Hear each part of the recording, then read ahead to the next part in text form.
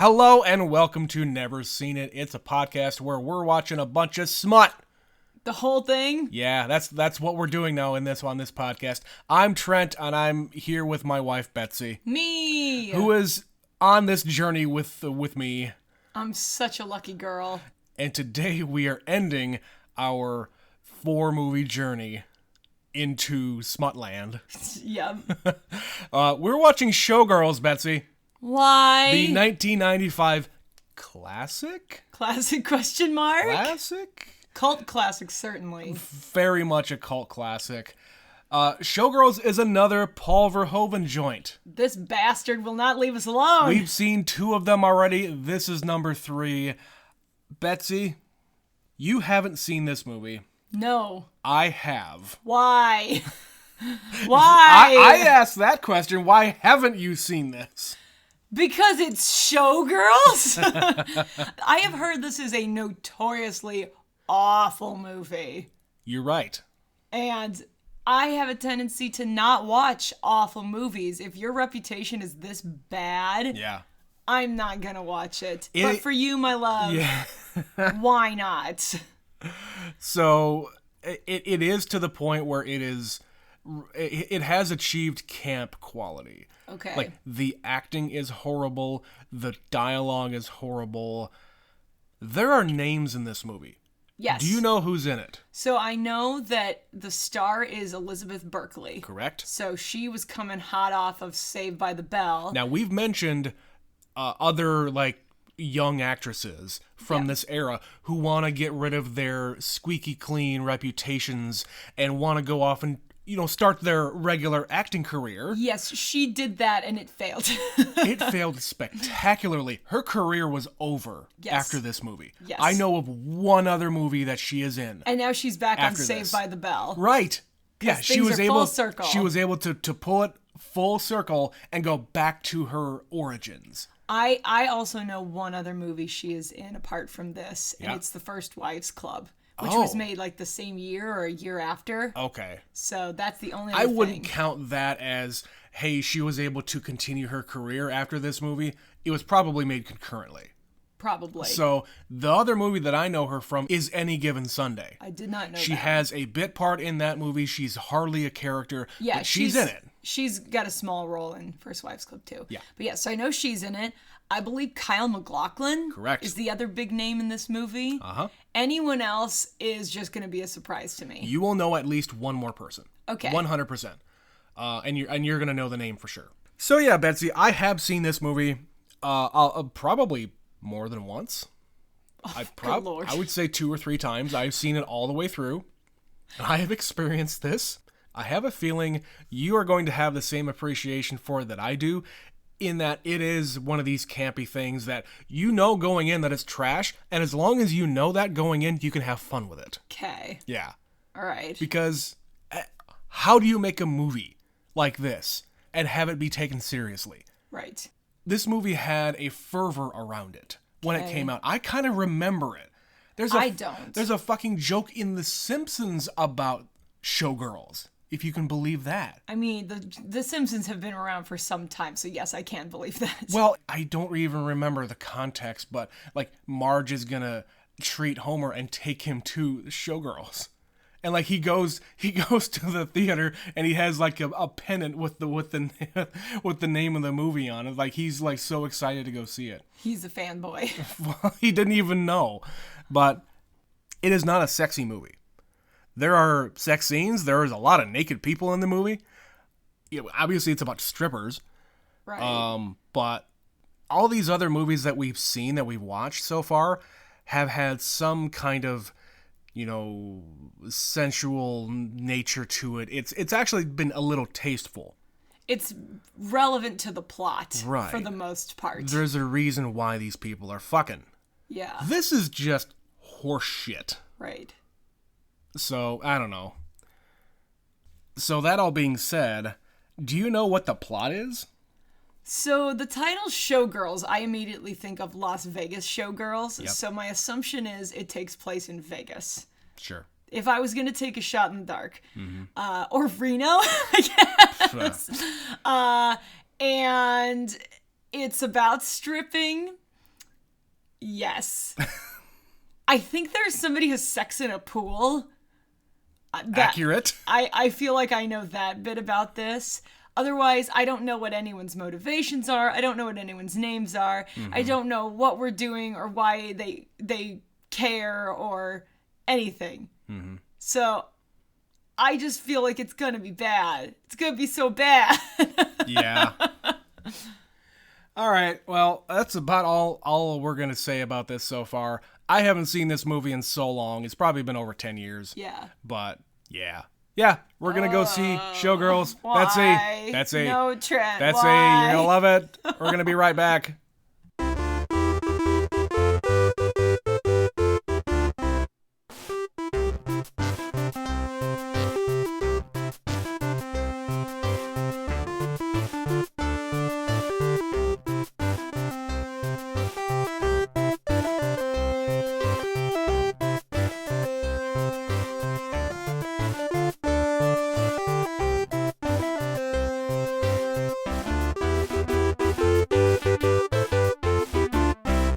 And we're back. So, Betsy, on a scale of 1 to Showgirls, how trash was this movie? This is an infuriatingly bad movie. Oh, boy. Oh, boy. You had said you wanted to hold on to this one for when we do a bad movie series. I kind of did. But couldn't resist But including this it here. had to be put into this series. It's it had so bad. Oh, my God. How have you sat through this more than once? Once was by myself just to witness whatever it was. Curiosity. And then, yep, total curiosity. And then the other one was, I think, with a friend. I don't remember who. But yeah. This is at least number 3 for me. This movie is so bad. It's so bad. There is not one likable person in this entire movie. It is completely devoid of subtext. There's no substance for anything. It just tells you what it is that you want, that the director wants you to hear. Yeah. The characters have no real backstory or motivation. No redeeming qualities whatsoever. No. It's kind of like, I mean, what's the line? It's Chinatown, baby. Well, in this case, it's Vegas. Everyone is horrible in Vegas. And this is the 90s before they cleaned Vegas up. Yeah, like mid-90s Vegas. Destination. Yeah, mid-90s Vegas before they cleaned it up and made it all friendly for families. Yeah, this is Sin City, Vegas. Oh, yeah. Oh, yeah. Yeah, it's just... Hot garbage. Steaming, flaming, mountain of excrement. I'm sitting here going... This is the third Paul Verhoeven movie we've watched. Right. And, of course, we just watched Basic Instinct. And Which was fantastic. This movie was just a few years after Basic Instinct. Right. What happened? I don't know. How did he make one movie that he is able to stick the landing and think he could recreate that with this? Because... you can't tell me you read this script and thought, that's a good movie. Or I could make that into something good. No, the script is, I think, the problem. Yes. No director could have made this better. No. No. So at the end of this movie, I thought, I think there is a good movie in here somewhere if you were to completely reboot this. Like if you were to take someone with actual skill and make these characters more than one-dimensional. Yeah. You know, you leaned really hard into the camp. I think you could make this into a good movie somehow. Or at least a better movie. At least a better movie. You know, Wouldn't take much. I'm not gonna seek out a movie about Vegas showgirls just trying to get ahead. Yeah. But I think the intention behind it is there. But everything trying about to give this them movie, depth and no, they didn't try to give them depth. The execution of this that's movie what is I mean. awful. That's what I mean. Like I think what you said, there is an intention here to try to tell this story. Give this story some credence that here's this woman on the run. She's had a rough past. And there's a lot of good movies like that. Where you don't really know anything about the main character, and it gets doled out over time. We did just watch 50 Shades of Grey. Right. And that movie actually gives you little snippets. But in this one, you find out about her past, and it's all rapid fire End.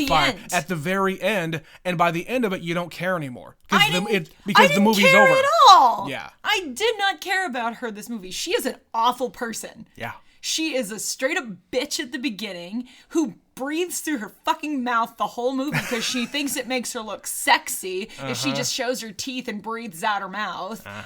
There is nothing sexy in this movie. No, I said that in the intro. It is not a sexy movie. No. This is Like ridiculous. Everybody's naked and you got boobs everywhere, and it just kind of becomes accessories. Yes. You know, it's just nothing. No. Everyone's got their tits out just because. Why not? Yeah. Put some ice cubes on them. Let's get them going. You know, this movie was rated NC-17. Was it really? Yes. This is one of the few movies that got released in theaters that were NC-17. And I think just because it's just gratuitous nudity. It really is. Yeah. And it's the whole idea of, oh, I read Playboy for the articles. Well, you know what? Playboy actually has some decent stuff in there and has decent reporters, plus some naked people. Trent out here defending Playboy magazine. I've never read one. I'm just saying that's what I'm trying to say here. Yeah, so I have seen plenty of movies where there's just random naked people, okay? But they're just standing there. The difference is the way they move. Yeah. She is gyrating and thrashing about every time she takes her clothes off. Mm-hmm. Every time. Even when it is not necessary to do so. She is just flailing, arms akimbo. Yeah. Tits out, just grinding and thrashing. And everybody's doing that. She's the worst of all, though. Like I don't even know how I'm going to get through this whole thing. I'm going to be hopping around, I think. So she meets this guy, James, who is a trained, Alvin Ailey, I can't remember I think that's the name. Some dance studio in New York. A very, very accredited dance studio. Yeah. And he's been trained by them, and he sees her, and you think, oh, it's going to be this whole tale of him, like, teaching her how to actually tap into her raw talent and dance. And lift her up out of this stripping thing and this other shit. No, it's none of that. It's none of that. He has no purpose in the movie. And she keeps, like, getting mad at him for having relationships with other women. Like, right. I said it during the movie. You have zero claim to being jealous at all. Right. Because you didn't give him a chance in the first place. Right. So we've got this guy who's supposed to be interesting, and he's going to teach her how to dance. But they have one scene where it kind of looks like it's going to go that way, and he's going to make her into this star. Sure. When in fact, they just kind of grind on each other. They feel each other up a little bit, and then she leaves. Yep. And then she gets mad at him later when he's hooking up with some other chick because he's got a problem. Well, he likes ladies and he can't help himself. It's like, what? Yeah. What is this? What is this arc you're giving me? No, Betsy. He has a problem with pussy. I don't give a shit what his problem is because I didn't know his name for 2/3 of the movie. Right. I think it's not until she gets the job of her dreams, she goes to his place and like banging on the door saying, James. Oh, that's his name. I didn't even know if she knew his name. Right. Ay. But yeah, I agree. This movie was just all over the place. You don't really know anybody, like we just said, we don't really know people's names. It doesn't really matter. Everybody's a stripper, which means they all have stage names. So right. Her name is Pollyann. Right. Her name is Pollyann, and they make Pollyanna jokes throughout the movie, but we don't find out till the very end of the movie that that's her real name because she goes by Nomi, whatever the fuck that kind of a name is. It's like a short version of Naomi. Right. But she is also a stripper at the Cheetah Club, and her name is Heather. So one person calls her Heather, one person calls her Nomi.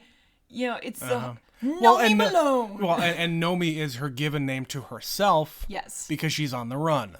Yes. She's not using her real name because if she did, then I guess she's got warrants out for her arrest or something. I didn't even catch that she has warrants out for her arrest. I think she's just kind of trash that hops around and gets into trouble. Sure. Because they say she gets arrested for soliciting and drug possession and assault. Yeah. Yeah, she's a messed up human with no redeeming qualities whatsoever. No. Except we're supposed to care because she has one friend in this movie who she treats like garbage. Yeah, at the very beginning, she like meets up with this friend, Molly, and it's after she gets taken to the cleaners. She gets picked up. She's hitchhiking. Okay, let's go to the beginning. She here. starts the movie Yeah. in Salt Lake City, and she's hitchhiking, and some douchebag in a blue pickup picks her up Yep, and and- drives her to Vegas. Yeah, I'm going to Vegas, so that's where I'm going. And then he feeds her a line, and she's so stupid she falls for it, and he drives off Yeah. with her shit. Here's $10. Go win some money. I'm gonna go talk to And my she does. uncle, who's gonna get you a job. Right. Yeah. Yeah, but then she goes out and finds out that he had already left. He's full of shit. With her stuff. Yeah. And, who the hell knows what kind of stuff is in there. It was one suitcase full of nonsense. Yeah. But, yeah, she's upset, rightly so, that this dude went off with her suitcase, and she's, like, banging on somebody's vehicle, and then it just happens to be Molly's vehicle. Yep. And she's taking pity on her or something. I don't actually know how the hell that happened. Like, Yeah. why would you take this person in, buy them dinner, them just being very, very rude? Every reaction is over the top to everything. She is incredibly sensitive and defensive about being a fucking stripper. Right. Like when Molly takes her out and buys her some French fries, and she like slams the whole thing on the table and throws them everywhere. Like, what the hell? Because my life is really hard, okay? It's really hard. Where's your family? I don't have any family. Okay, Yeah. fine, whatever. A And lot of so- people don't have families. You're not special. So she takes away from this, I'm gonna let you stay with me. Immediately. Who the hell does that? She's a complete stranger, and Nomi's response is, are you trying to hit on me? Right. Not everyone wants you, sweetheart. Shut the fuck up, you bimbo. But then 6 weeks later, they're BFFs, and they live together in a trailer, and oh my god, we're best friends now. And she just happens to be a seamstress for one of the hottest shows in Vegas. Goddess, the topless review. Starring Gina Gershon. Yeah, so what else is Gina Gershon's claim to fame? Is this it? Is this the big thing for her? The only other thing I know her from is she was in Face Off, 'Kay. which came out a couple of years after this. Yeah. And then all of a sudden in like 2005? Somewhere around there was a made-for-TV movie. You're not going to know this. Nobody fucking knows this. There was a made-for-TV movie for CBS, I think. It was some like Day After Tomorrow ripoff. Okay. Where there's either like a big storm or a tornado or a hurricane or an earthquake or all of the above that happens, and I think she's the president. Okay. Yeah. I don't know if anybody would know what that is. I watched it once because it was just on TV for one night. I don't know why I watched it, but probably because I'm into, that kind of a movie, but I guess. Yeah. Yeah, I feel like she has some reputation as kind of outside the acting world, some connection to this kind of a thing. Like she's a good dancer. She's a dancer. She's not afraid to show her own tits. I guess. Yeah, so Gina Gershon is Crystal, the star of Goddess. You mean Crystal? It's Crystal. She says it Crystal. Even though they talk about champagne, they never actually use the brand name. Yeah, she said, I named myself after the champagne. Yes. And Kyle MacLachlan is the entertainment director at the hotel with the dumbest fucking haircut of the 90s. Kyle MacLachlan. How the hell did he have a career after this? The dude's got to have a career after this. Yeah. The women didn't. No, the guys walked away. Well, him. He's really the only one who walked away unscathed. Yeah. Yeah, and this is him coming off of Twin Peaks trying to get a career at all. Right. Because that show had just ended pretty soon before this. It was at least a couple of years, because I think didn't Twin Peaks start in the late 80s? Very early 90s, something like that. Very early 90s, yeah. Yeah, so then he went on to be in Sex and the City. Right. And amongst other things. He's had a career. He was on Portlandia, and he was the mayor, and he's freaking hilarious. He is a character actor if he's anything. He is. So he's managed to come away from this movie But yeah, so Molly is a seamstress at this show, Yeah. and she brings her good friend, who she's known for all of 6 weeks, Nomi, to the show one night, and she just watches the performance. And is she standing? Is she just standing she's just in the standing audience? in front of the entire audience, just like miming the dance moves with her hands. She's a dancer. She's gonna be a dancer. She's gonna be a star. But you know what? She kind of is good at it because she can pick it up like Right. that. Like if you are actually a dancer, the really good dancers can pick up choreo after seeing it once. Yeah. They understand what you are showing them and they do it. And she's got it. And she's got it. Yeah. But she is working as a stripper at the Cheetah Club. The cheetah. So yeah, they have this scene where Molly introduces Nomi to Crystal. And she tells her, oh, she's a really good dancer. And Crystal says, where do you dance? Oh, the Cheetah Club. I've been there, and what you are doing is not dancing. And she gets so defensive. You don't know shit. You don't know shit. And just storms out. Right, she's a little child. It's like, dude, you are definitely a stripper and not a classy one. No. You are just whipping everything out. And like I said, mouth breathing on everything. She licks the stripper pole. That's the other bit from this movie. Yep. I think if anyone has seen a clip, it's her licking the stripper pole. Yeah. That is not sanitary. Put your tongue away, madam.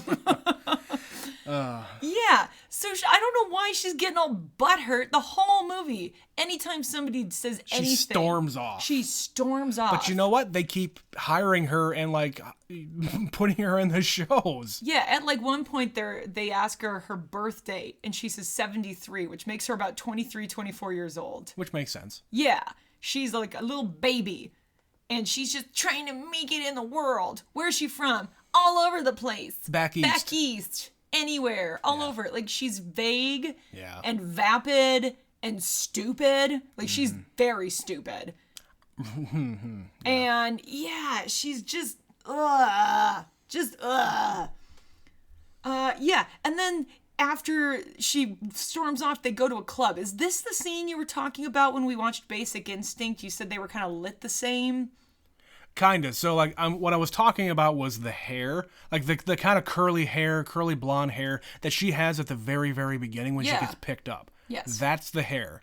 And then the dancing is very much like that. Right. It's a 90s thing. Yeah. And hey, one moment in the entire movie I enjoyed, I got to hear David Bowie and Trent Reznor's I'm Afraid of Americans. Right. That's like the one thing I enjoyed in this entire movie. Like, hey, I know that song. Because I knew that song. But yeah, so she meets, apparently James is his name. Yeah. Who is a bouncer at this club. Yeah. And he's like just watching her dance. Yeah. And like, oh, she's got talent, but she doesn't know how to dance. But what the hell? You just want to fuck her, dude. Yeah. So he's like, I'm going to go dance with her. No, you can't do it. You're working. Yeah, I don't care. He has like 5 jobs this entire movie. Yeah, he does. He's bad at things. Yeah. And he's clearly doesn't care about employment. Clearly. But you know what? Vegas, you can probably get a job anywhere. True. So yeah, he kind of hits on her and she kicks him in the balls and starts a big fight, gets thrown out of the club. And then she's like very satisfied with herself walking away. And then the bouncers who actually witnessed what happened, it's like, no, you're responsible for all this. You kicked him in the nuts. You started this fight that is now broken out on the floor. So she gets arrested and brought into the clink. But he bails her out. Again, there's like all these moments where these two are supposed to have this story arc, and I don't even know why. Nope. It is a pointless piece of the movie. It was completely worthless. You could have cut out that entire thing, and the movie would have been better for it. Exactly. If he is not going to develop her into this wonderful dancer and star, why is he here? Right. He doesn't need to be here. If you wanted to just show her what a badass she is, she could kick anybody in the balls in the club. Sure. Like, who cares? Ugh. So the next scene, we get to see her actually at the Cheetah Club doing her thing. And yeah, it's not sexy. She is just every inch of her body rolling around, flailing around. It's a bad place. It's an awful place. Yeah. Yeah, this is like a dump of a strip club. Yeah. I have only... Okay, I'm going to ask you this. Have you ever been in a strip club? No. I have been in one once. It was a friend of mine's birthday. She wanted to go to the club. There's only one in the town that we're in. I think it's still open. or some version thereof. Sure. But we went there once, and it's like, okay, here's my $5 cover. This is a very, very dimly lit room. There's a bar over here, the stage is over here, and a few chairs. This is nothing. It's someone's basement, basically. Pretty much. We could set up a facsimile of that in our basement that we are in right now. We are not opening a strip club, Trent. That is not the lesson we're taking away from this movie. But we've got this room. Oh, okay, never mind. Shut your mouth. We'll talk about that offline. Yeah, so it's a trashy place. Yeah. And of course, Crystal and Zach, the club guy, come to watch her perform because they know she works there. Right. And Crystal wants a private dance. And Crystal is this psychotic woman who is high on cocaine all the time. She's coked out and on a power trip. All the time. All the time. And yeah, so they want a private dance. And they don't do that for two people. Yeah. So she offers her $500 to give him a lap dance, and she's just going to watch. And then she's going to say no, but the owner / manager / asshole. Who, I've seen him in something before. I've seen his face. You can't forget his face. No, I didn't look him up, but I definitely have seen him in something else in the 90s. He says, done. Playing a gangster. Yeah, he says, done, and you're going to do it. Yeah. Yeah, so she does it, and Gina watches her just, like, flailing all over. It is not sexy. That is not a sexy lap dance. She is, like, straddling him. That's not even a lap dance. That's just, yeah. She's grinding all up on him, and he gets off doing it. Oh, yeah. Yeah, but she is just, like, straddling him bent over backwards on the floor, like rubbing herself. It's like, who would watch this and think, yeah, that is what I want? That's what I am paying money to see. No. And then she just, like, gets faster and, like, it's not even, like, sensual. It's just aggressively humping him. Uh-huh. And, like, whipping her chest around in his face. She does a lot of that in this movie. She does a lot of that this movie. We'll get to the pool scene in a little while. Oh my god. So yeah, that is what happens. And this... Which, by the way, why would you not ask for the money up front? I don't know. I don't know how that really works, but she walks over, puts her hand out, says 500. Doesn't the bouncer or somebody usually have to take I that? don't fucking know. Also, that's not private. That's not a private dance. That was just a big back room with like 12 people getting lap dances. Yeah. How is that a private dance? Yeah. Don't you have like actual individual rooms? It's more private. Yeah, this place is a dump. You work at a dump, Nomi. It is. Don't be so fucking offended when people say what you do isn't dancing, because, sweetheart, it is not. Yeah. You are whoring your body out without being the whore. which is fine. There's nothing wrong with that, but you gotta be honest with yourself. Yeah, call it what it is, because guess what? Some of these women who do this for a living, they make more money than I will ever see. Oh, yeah. And if you're good at it... And they're good at it. More power to ya. Sure. Like, I know there are women in Vegas who make bank doing this. Oh, yeah. This girl is not gonna make any bank doing what she's doing. Well, and again, I think she's just the victim of circumstance. Because, you know, by the end of it, she's the fucking star. I mean, the way she gets there is shady as shit. Mm-hmm. But you know what? Eventually, people are going to start looking into her background, and they did. And they found her out, and then she fucked off. Right. Like, she could have made bank doing this. Yeah. But she had to go about it a different way. Right, but not doing what she's doing at the Cheetah Club. No. Because being in the Goddess show, she doesn't have to do that. No. She gets to show her body and dance. Right. She's not grinding up on guys for money. No. That's a different line of work. You're right.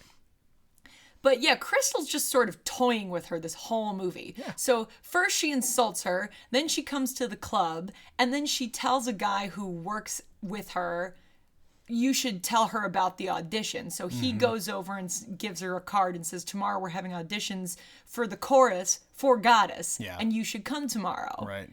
And she has this audition where the dude is an absolute prick. And he says so. And he's proud of it. And it looks like she failed when in fact she actually did a really good job. But Crystal comes and says hello. Mm-hmm. She's like, oh, you got me the audition. Why? Why? Crystal's Because I like your nails. literally just toying with her. Yeah. And she says, I hate you. Like, it's awful. The dialogue's so bad. She looks at her and just like, I hate you. I know. Oh, boy. What is that? What kind of conversation is that? Yeah. And on the way out, James is now working as a bellhop at the hotel. Yeah. Because now he is conveniently everywhere she goes because he's a love interest ? But no, he's a trained dancer. And he's going to help her. So come with me. And they go back to his apartment. And he says, His dump. His hellhole. I choreographed a dance for you. I wrote it for you. I wrote it about you. And it's called Private Dance. And he shows her the moves. And they have this moment. And then it just turns into her grinding on him again. Yep. And so much tongues. Tongues everywhere with the tongues. Yeah.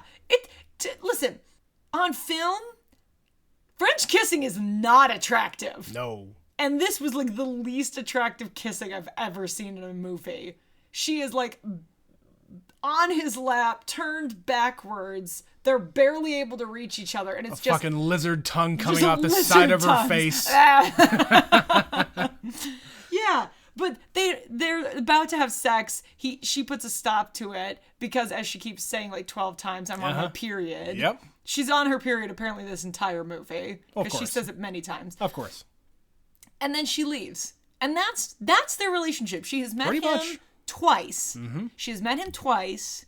He says he was inspired by her and he choreographed this dance. They fool around a little bit, like barely, and she leaves. That is their relationship to this point. Yeah.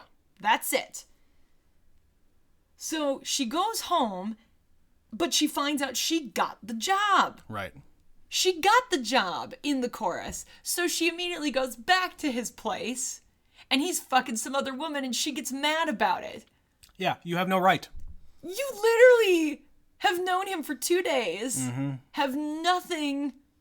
No, there's nothing there. There's nothing there. Yeah. Why am I supposed to care about this? Why do I care about her and why do I care about him? Because he was using the same lines on this other woman. Yeah. Hope. Penny. Hope. Penny. Hope. Whatever. Which Another stripper. Apparently, I looked this up before we even watched the movie. There is a sequel to this, starring the actors who played Penny or Hope or whatever, and James is in it too. There's several of these. It came out people in it. 2011. Ugh. Why? I throw up in the microphone. Please don't. That was expensive. Also, let's go back. Why the hell did she throw up when she met Molly at the very beginning? She's just so upset, Trent. She has to puke in the street. God. Oh my God. What was the point of that? What is the point of any of this, husband? Okay, that's the end of the show. Good Lord. But yeah, so she gets the job. She goes to tell James. He's with another woman and she gets jealous, so she storms off. Then she goes and has her first rehearsal and she's learning the choreo. Yeah, the redheaded guy there who is like the choreographer or something. Yeah. He's in Austin Powers. That's probably the only thing you'd know him from. He's the guy giving them the tour in the chemical plant. At this place, we make all these things. This, and chemicals. I don't remember that. Yeah, so I've seen him in that and a couple other things in the 90s, but he's got a pretty recognizable face and he has bright orange hair, so he's kind of hard to forget. Sure. But yeah, Very like pale. she's on the floor learning the choreo and he's screaming, "Thrust it! Thrust!" I mean, that right there was probably the best looking shot. If you want to take one shot out of the entire movie, it's that. It's her with her pelvis up in the air, Grabbing her heels and her shoes. Yeah, and him just yelling down at her. Screaming, "Thrust it! Thrust it! Thrust it!" Yeah. That's some classy dancing. Just dialogue. Back flat, feet flat, hips up, thrust, thrust, thrust, over and over. When am I going to go on? You're going on tonight. Dancing. Yeah. But yeah, again, this is real. Like, if I give credibility to anything, it's you are hired and then you learn the dance and you go. Yeah. That's how this is. You're filling a spot. Yeah. Yeah, you need somebody in that spot on the stage. If you are not that good of a dancer, you will never make it as a dancer. You have to be able to learn that fast because you might get called on a moment's notice to fill in for somebody. And we saw that there was like 3 or 4 different like settings or like scenes that these people do. And yeah, you need to be able to know all of them. Yep.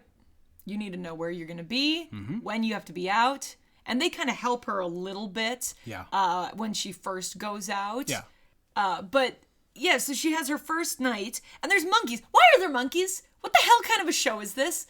Paul Verhoeven wanted to have monkeys in the movie. And they make some comment about, oh, one of the monkeys shit on the stage. So stage left, up stage left. Like, don't.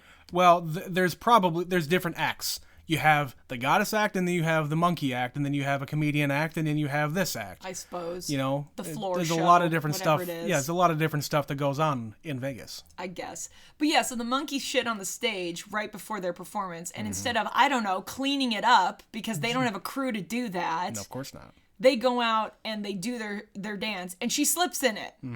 They don't show it, but they show it. You know, they mention something about monkey shit, and then she kind of stumbles. Yeah. And so she's dancing around the stage in monkey shit the rest of the performance.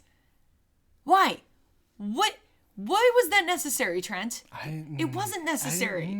Every fucking detail in this movie is unnecessary. But at some point, her and Molly go shopping. They just go out to some outlet mall or something. I think it was between like.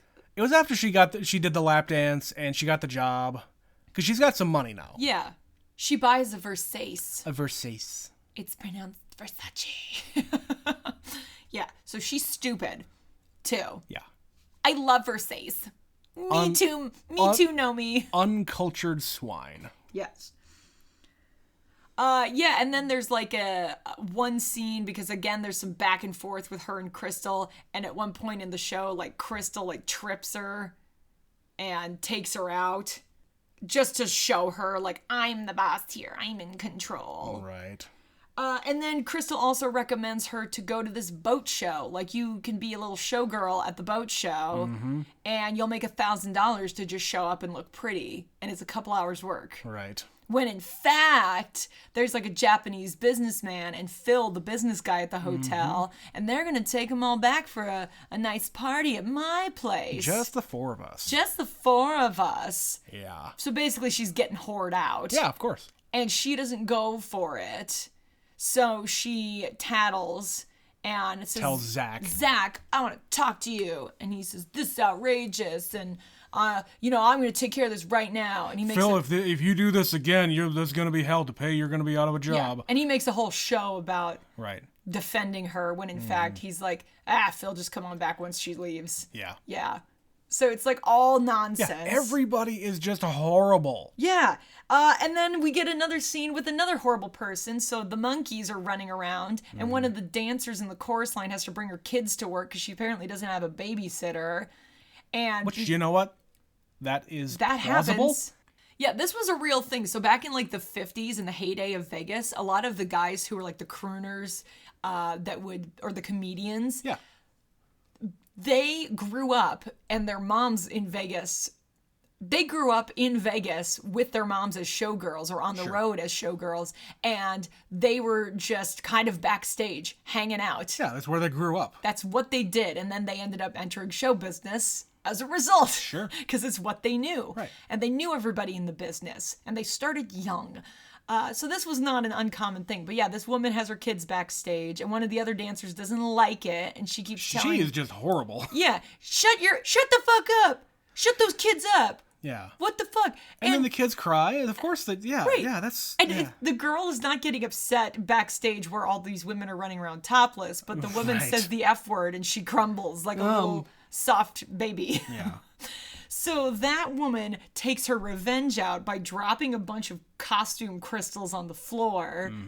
And to have the dancer fall. Yeah, the dancer is while being carried. Right. And the male dancer carrying her slips. She falls and breaks her knee. Yeah. And of course, this happens to be Crystal's understudy. So now we must have auditions for the understudy. See, I didn't even get that part. I didn't even know that she was the They didn't understudy. even say it. No, up until that point, they hadn't. They literally had not said it. God. It just looked like this woman was kind of a bitch who wanted to take her revenge out because you yelled at my kids.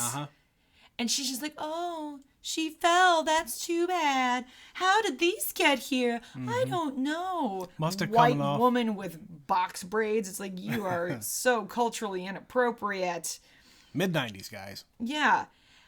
Like, and then there's like a random scene where they say, oh, Nomi, your mom is here, but it's not her mom. It's Henrietta, the big brassy comedian stripper from the Cheetah Club, and the old club manager. What was the point of that Why scene? the hell did they come over? What the fuck? Why were they on that stage? Yeah. That's not their stage. No, they just come over and say hello. Yeah, we saw the show. You were good. Bye. Okay. Yeah. What the hell was that? Yeah. There was no point Was to it that to scene. show that, oh, we still care about you? I don't know. No, you were an asshole. I don't care about you. Oh. Yeah. And then Zach's like, do you need a ride? Do you need a ride home? I'll give you a ride. And she says, yeah, take me back to your place. In his what? What's he driving? Like a fucking Lamborghini or something? I have no idea. I wasn't paying that Some close attention. sports car. And yeah, she just immediately like strips down and they're gonna fuck in the pool. In the pool. The tackiest looking backyard pool area I've ever seen. Neon palm trees. A stone fountain in the shape of dolphins creating a waterfall. This is tacky Vegas shit to the nines. Yeah. Because that's what Vegas was in the 90s. God. It was just And gaudy he's an bullshit. he's an entertainment manager. Yeah. So he's just like He's loaded. trash money. Yeah, he's loaded. And they proceed to have the unsexiest sex in the pool. Once again, she is laying back, head in the waterfall. Yeah, just flailing. Like mad. Also, don't have sex in a pool. Don't do it.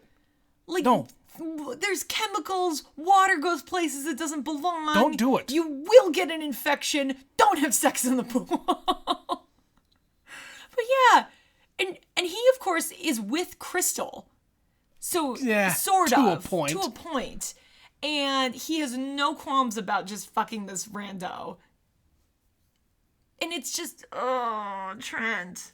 What is this movie? It is hot trash. It's so bad. It's so bad.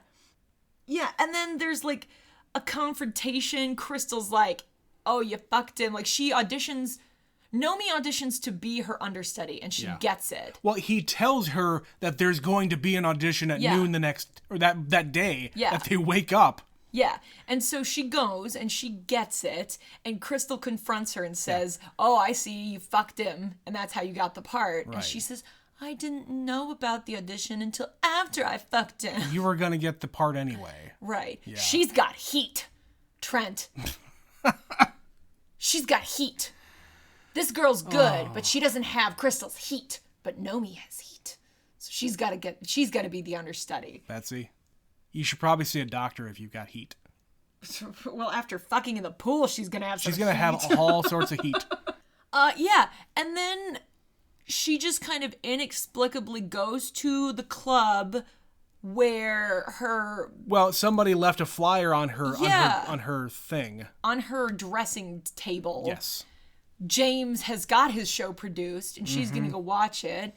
And she shows up, and like he's performing it. There are 3 other dancers on there, but but there's no stripping, so all the crowd is just saying, "Boo, boo, get off the stage! Where are the real dancers?" Yeah, it's like. What did you think was going to happen, dude? This is Vegas. This is Vegas. You can't do a classy show like this because it's not good and it's not classy, and you're performing to the wrong people. Yeah, and the MC agreed with it and said, okay, that's enough of that shit. Let's get some real dancers up here. Right. And we find out that James and Hope are now engaged because she's pregnant. Yeah. And so now she's like, I'm really happy for you. Nomi's so happy for you. Why? Why? Why is all of this in here? This entire subplot is not relevant or important. No. And also, if he is this good a dancer, if he is trained at this world-class institution, why is he doing shows at a club in Vegas? Like, not even one of the main ones. This is like somebody you knew, you slipped him a 20 and they let you perform. Right. And it's like a 5-minute piece. And they're up there for like 30 seconds. Yeah. It's so dumb. It's so dumb. Then we find out that Nomi didn't get the understudy part because Crystal got all pissed off and brought her lawyers into it. Right. And threatened to sue and, get her fired or whatever. So now she's not going to be the understudy. So what does Nomi do but pushes her down the stairs and breaks her hip. Yeah. Quite literally breaking a hip. Uh-huh. Oh, what happened? I don't know. I was behind her, but she just fell or something. Yeah, and the other woman sticks up for her. It's like, oh yeah, I saw it. Yeah, she wasn't anywhere near her. Nothing happened. She just fell. But then later on, she confronts her later, saying, "Oh, I could be your understudy after She knows. Nomi gets the part." Yeah. Yeah. Everyone's a cutthroat bitch in this place. Like hardcore. So yeah, she gets the lead, and now she's Nomi Malone in Goddess. Big premiere, big excitement. She's so famous, but her friend is mad at her because she's like, you pushed her. Yeah. Because that girl said she saw you, but there's no way her back was to you. Right, and then 5 minutes later, she's okay with it because, she gets to go to her coming out party. Yeah. And meet a rock star. Andrew Carver, Yeah. this generic asshole douchebag rock star, is gonna be there. An up-and-comer who she's really excited about. Yeah. Yeah, so he's going to be there. So she forgives her friend for pushing someone down the stairs. And breaking a bone, basically ruining her career. Yeah. She forgives her long enough that she can go to this party and hook up with a rock star. Or at least meet a rock star. Right. But of course, that's not what happens. He likes to party, and he punches her in the face, and his 2 bodyguards and him rape her. Yeah, party. No. Again, what was the point of this? It was really over the top and unnecessary. Yeah. I know you had to get to the end of the movie where she decides, I'm going to leave town. Right. You could have done that a million other ways. Mm-hmm. So she knows what happened. Everybody knows what happened. It happened at a party. Yeah, it happened at a party. She stumbles out bleeding and broken. Yeah, she stumbles out, passes out, and nobody at that party does anything? No, and when she says, I'm calling the cops, Zach says, no, you're not, because he's got a file and he knows exactly who she is and what she is. I don't think you want to call the cops, because if the cops come, I'm going to tell them everything that you are. Yeah. She's going to say that her name is Nomi Malone. No, her name is this, and you got warrants out over here. You need to arrest Costello. Yeah, you need to arrest her and get her over to this other state. Yeah, because this industry is bigger than her. Right. But now we've got the big thing coming up. Exactly. He's over at this club right now. Then he might go over here next year. But then the year after that, he's going to come to our club. Yeah. So play nice. Yeah. And, you can be a star and he can be a star and everyone's going to make money and everyone's going to be happy. The casino's going to make money, Betsy. Yeah. That's what matters. Right. Well, she'll make money too, as long as she keeps her mouth shut. Exactly. But because she's such a tough cookie who we're supposed to be rooting for, she calls up Andrew because she's got some clout now, goes over. Well, he said it himself. Yeah. I like your ass. Call me sometime. Yeah. So she goes over to his place, gets in a room alone with him, and kicks the shit out of him with her thigh-high boots on. Mm-hmm. Kicks him in the face, kicks him in the balls, knocks him on the ground, and just beats the shit out of him. Yep. And, pulls her switchblade on him, make a sound, I'll fucking kill you. Mm-hmm. And gets hers, basically. She's like, I've got revenge for my friend. Yeah, and she goes to see Molly in the hospital and says, yeah, I kicked the shit out of him. And she goes over then to see Gina Gershon, and they make out in the hospital bed for a bit of it. Kisses. Yeah. Why? Does she know that she's about to leave town? I don't fucking know. And we find out that's how Crystal got her big break, was she also shoved somebody down the stairs or some crap. How do you think I got my job? Yeah. 8 years ago. God. Which, by the way, Gina Gershon in the hospital bed looks a lot better without all that makeup on. Right. She's not an unattractive person. She's just made up so over the top this whole movie that it's ridiculous. Yeah. All of them are. Yeah. Like, everybody's just made up to high hell. Yeah. Too much lipstick, too much eyeshadow. Ugh.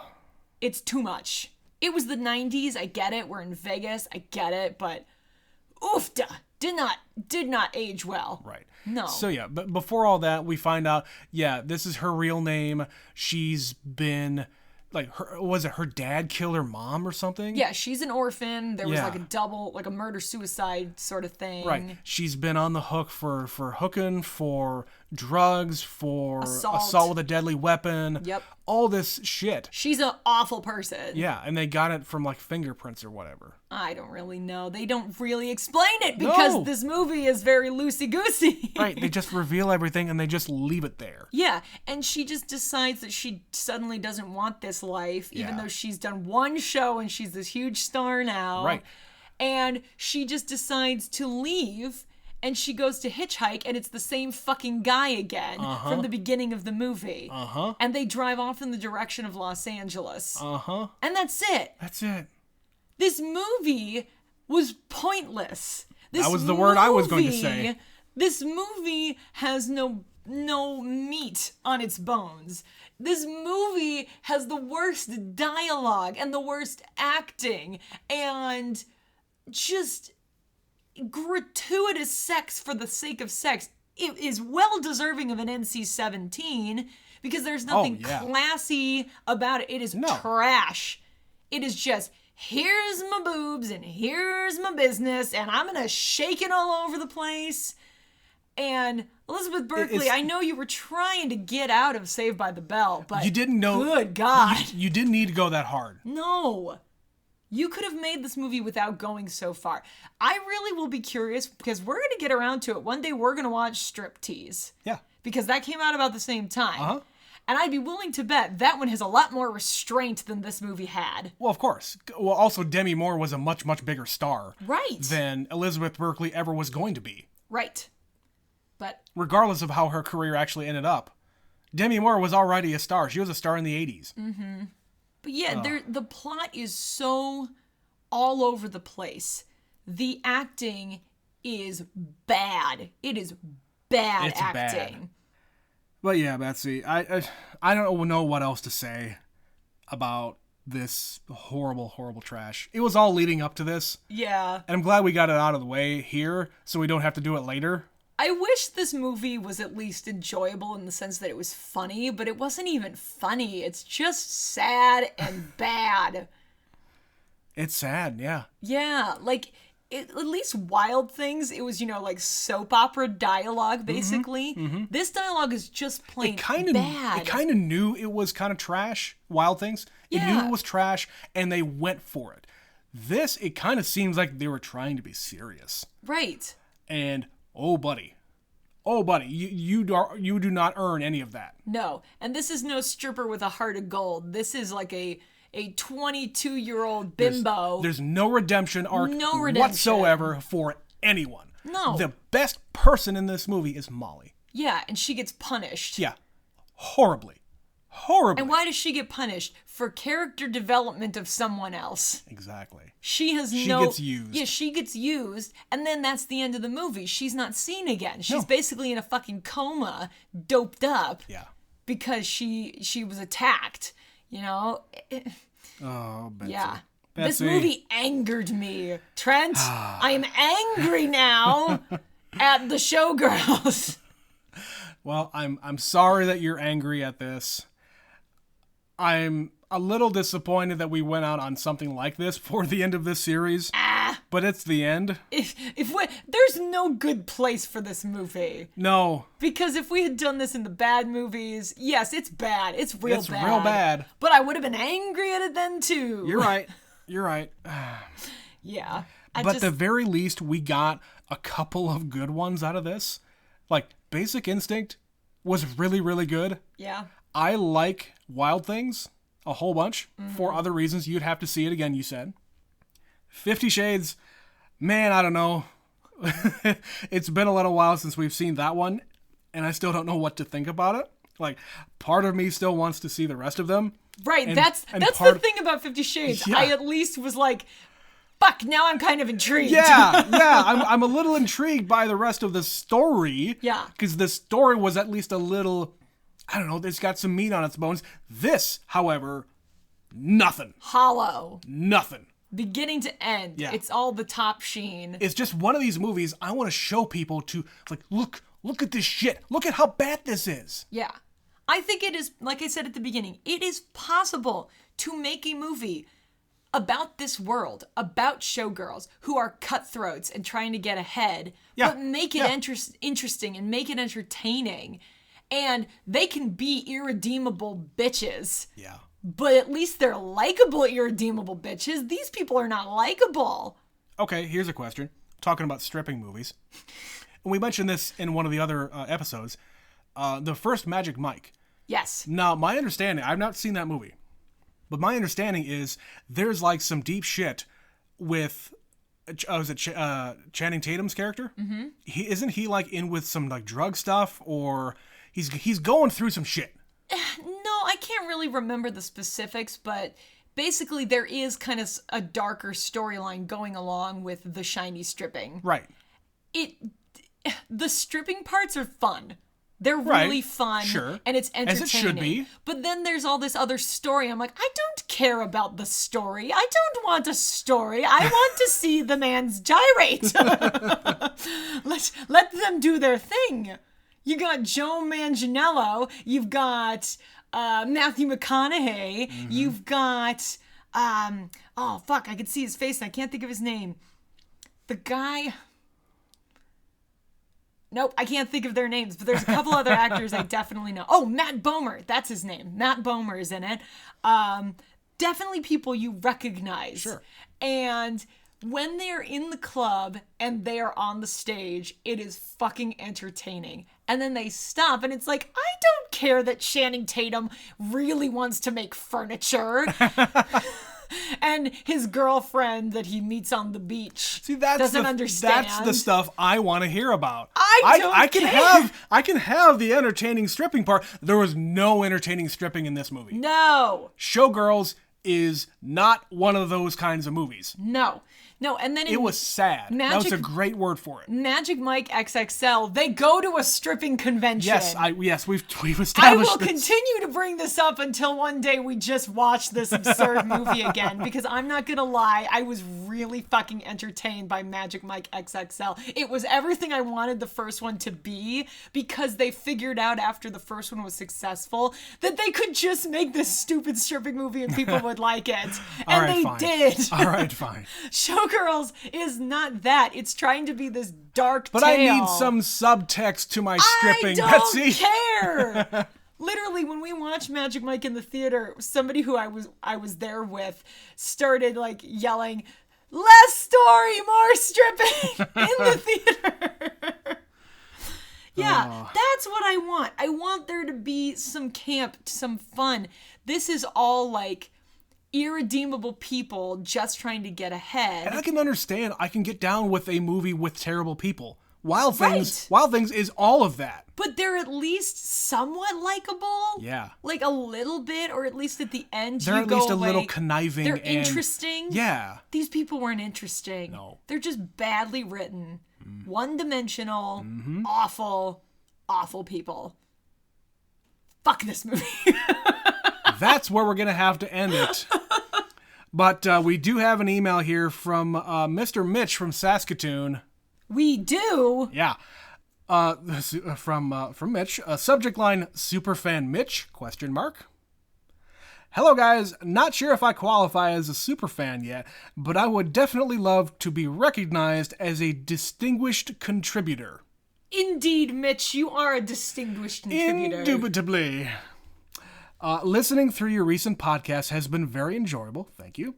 I would actually make the argument that your In and Out episode is possibly the best one you guys have done yet. Aw, thanks. Thank you. That was a fun one. That was a fun movie, too. I I have a few questions and comments about some of these episodes. Would you mind explaining what a, quote, Dutch angle is? Where would I have seen this before? Okay, so very briefly, a Dutch angle, there is an entire genre of filmmaking in that part of the world. I'm trying to think. I always say this wrong. Ingmar Bergman? Yeah. Is that the name? Yep. So he's probably the best director that has come out of that kind of filmmaking. And it's very like existential dread kind of filmmaking. Mm-hmm. And the Dutch angle, so when you're looking at a movie, you're on a flat surface. Yep. You're looking straight ahead and it is on an even plane. It's basically, think about a rectangle. Think about the actual movie screen. A movie screen is a rectangle. Yep. The Dutch angle is you are tilted either downwards or upwards. Mm-hmm. And so the action makes you feel very uneasy. It is basically an establishing shot for a sense of dread. Yeah. So think about the actual angle. Well, we were actually talking about in The Recruit. A good example of that is when, at the very beginning of the movie, those two actors are in the bar, and like the camera is positioned a little bit below where you would normally have it. A normal shot between two different people. I don't even know what they call it. Two shot. I don't know. You got Al Pacino's character in the foreground on the left-hand side. You got Colin Farrell on the other side in kind of the background. But the camera is lowered a little bit and then pointed up at a kind of a funny angle. Yeah, they're tipped to the side. Every time you look at them, they're angled. And basically, in the context of this movie, it's basically setting up that something isn't right here. Yeah. So it's kind of a subconscious filming trick to set up a mood. Yeah. So you could read a lot more about it. I'm sure you have definitely seen a Dutch angle before. You just maybe didn't know that's what it was called. Yeah. If you think of any movie where you're watching someone and they're tilted to the left or tilted to the right, that's a Dutch angle. It was much, much more in use in the late 90s and early 2000s. Right. Not so much anymore. And I think it kind of came about in like the 70s, the 60s, 70s, where it became pretty prevalent in that kind of filmmaking. Mitch continues, on a related note, are there any particular shots or angles in film that are your favorite or least favorite? A shot or angle? I mean, listen, if you really like symmetry, Wes Anderson's your man. Yeah. Yeah. If you want things to be dead center and framed You could perfectly, teach a class about Wes Anderson and how he shoots his movies. You literally could teach entire semesters just about that. Totally. Because he is very meticulous about every single detail that is in the frame. Yeah. And it's not just the actors, it is the setting, all of the props in the room. Yes. Like everything is symmetrical to the camera Yes. and nothing else. So yeah, he has a very, very distinct look because of that. And he does a lot of like quick turn this way, turn that way. Yeah. But it's all still symmetrical. Yeah, right. And it's also, that's how he does a lot of his scene changes. Yes. Like the camera just whips over here and we're in a completely new scene. Yep. But it's all like 90-degree angles.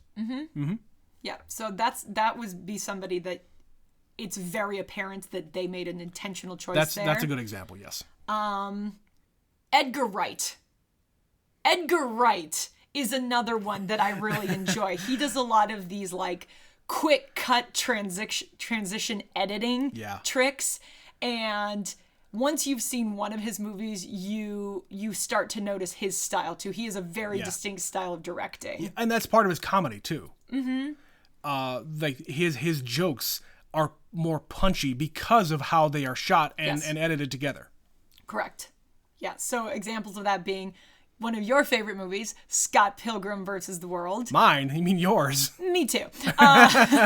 You more than me. You've watched that movie way more times than I have. Sure. And of course, the Cornetto trilogy, so like Hot Fuzz and Shaun of the Dead. Yeah. And World's End, which we will eventually see. I don't know how we've missed this one so far. Right. And also in Baby Driver. He does the same thing in Baby Driver. Yeah, same thing. So those are ones we like. What was the second part of that question? What don't you like? What don't I like? I'm not really thinking of anything immediately that I really dislike. I'm sure if I were to go back and look at like bad movies that I hated. I got one. Okay. We mentioned this when we watched Goonies. Okay. So There was a scene when they're underground and the fake bats were going after them, Yeah. and you could clearly see that they were fake. Yeah. It's when directors don't know when to cut. It's when fake action, yes. the fake fighting, or the fake whatever, when it takes you out of the movie and you're reminded that you're watching a movie. Or like in Hobbs and Shaw, that one scene where Jason Statham's going down the hallway with all the bad guys. Yeah. And it went on too long. Yeah. It wasn't fast enough. Yep. Like the editing needed to be crisper. Right. For you as a director to think, what I'm doing is golden and I couldn't possibly cut any more out of that. This entire scene is perfect. No. Right. You're just a dude who likes to smell his own farts. Come on. Now, listen, that's not entirely always the director's fault. Sometimes it's the editor's fault. Sure. But some directors do their own editing. Or they make suggestions to say, no, this scene is perfect. Don't do anything to it. Yeah, I want it this way, not that way. You have to remember that editors carry so much weight as far as the actual finished product of a movie. Editors make the damn movie. They do. They take the best version of the take they think there is, and they use that one as opposed to this other one. Yeah. And sometimes that's great, and sometimes that doesn't go so well. Yeah. But yeah, my biggest thing is anytime there is a scene where I see something that I'm not supposed to see that takes me out of the fiction of what I'm seeing. Yeah. Boom, Mike. Mike in the shot. Mike in the shot. It doesn't happen so much these days. No. But in old movies, you get a lot of boom mics. They couldn't edit it out in post. It's like, hey, I can see your microphone. I can see the string on the thing that's supposed to be Who flying. left that coffee cup there? Right.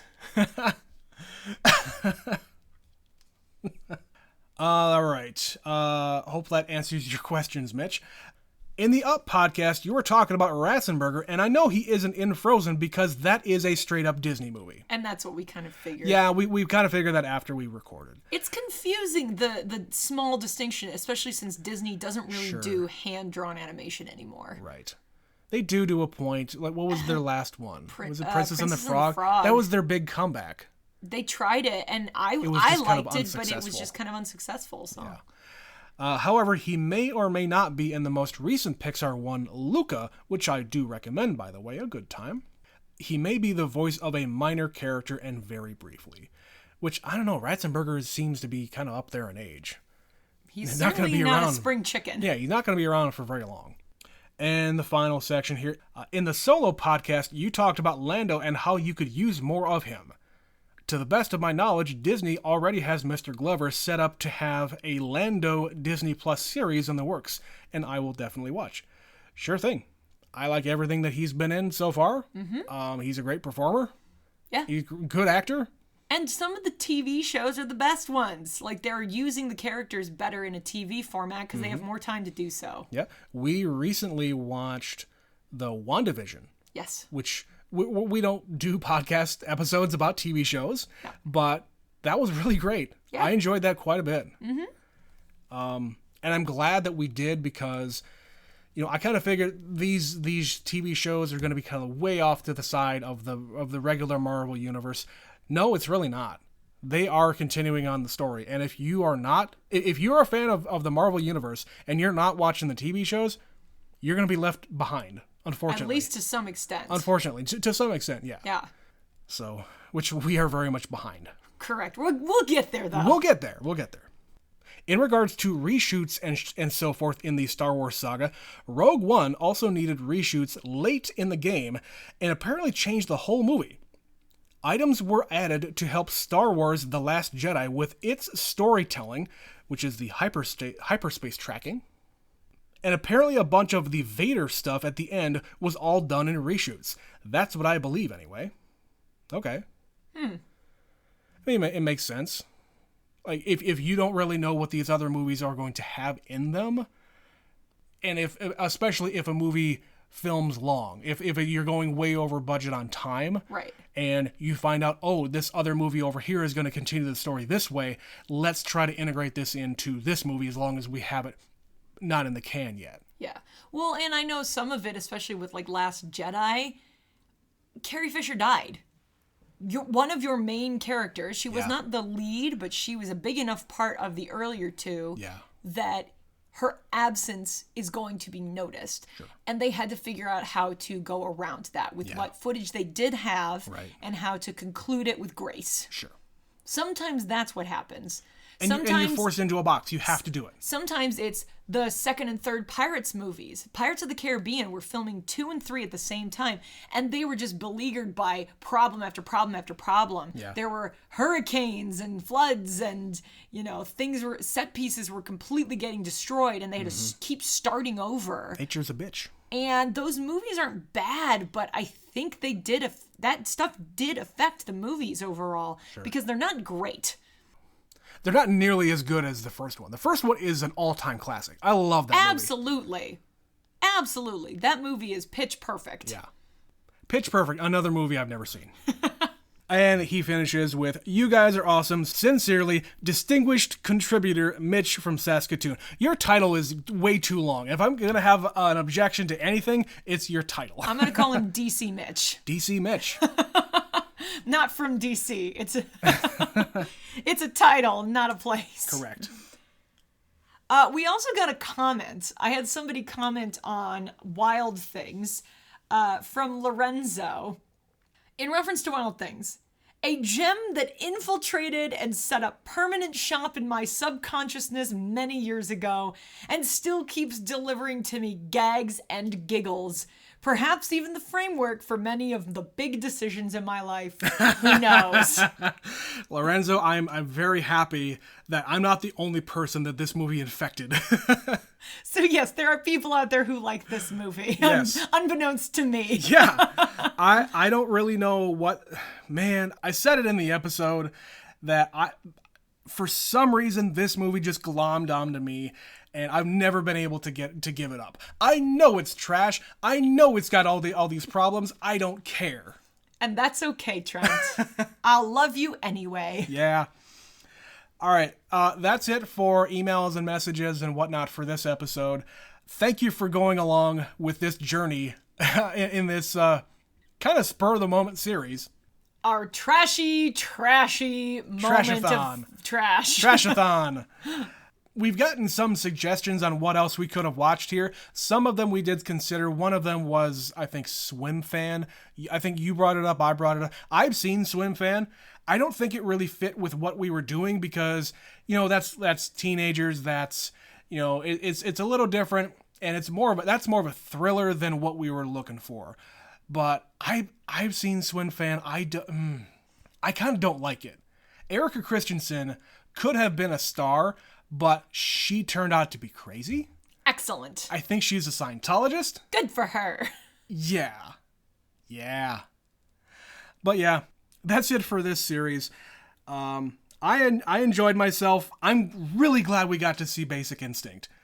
I can't believe I love that movie now. I cannot believe I love that movie now. Go figure. Yeah, of anything. It's that. Mm-hmm. All right.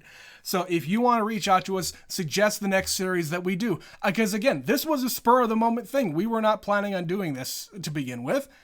We still have our giant list of just random one-off movies that we're going to continue in the next episode. But if you want to reach out to us, email us at neverseenitpod@gmail.com. Follow us on Twitter, neverseenit_pod. And if you want to throw us some money for all of the hours and hours of entertainment we've been providing you, send us some money. Click the link in the podcast description. It's $1, it's $5 or $10. Whatever you want to do is fine by us. And that's it, Betsy. No more trash. No more trash. We've the next taken one, out the trash. Nothing but gems from here on out. I doubt that immensely. Yep. We're going to hit some stinkers once in a while. Well, we have already said it. We're going to eventually do a bad movie marathon. Oh boy, I want to hear your suggestions for that. Yeah, as well. Tell us the bad, the worst, the awful movies, but we must see them. Yeah, we want. And I'm not saying that. Oh, this like low budget movie from nobody you've ever heard of. Like, what was that fucking raptor, the priest raptor thing? Oh, Velocipaster? Velocipaster, thank you. We ended up seeing that movie just on a whim because it was on Amazon Prime. Oh, we did. And we wanted to waste 2 hours of our life. Yeah. Yep. Yeah, that was something. It was a thing. But I'm looking for more like, oh my God, you have to see this movie. It's so bad. But you'll love it. But you'll love it. That's what I want to know. I want to see movies that I'm going to get some entertainment out of. Mm-hmm. If nothing else. Not Showgirls. Not Showgirls. Not Showgirls 2. We already know that exists. We're never going to watch that. But yes, Betsy, that's the end of the show. Thank God. Thank God. We're done with this horrible trash. We will be back to you next time with another episode of Never Seen It. I'm Trent. I'm also here, and I'm Betsy. Hi, also here, Betsy. But we're going to go now. Bye-bye. Bye.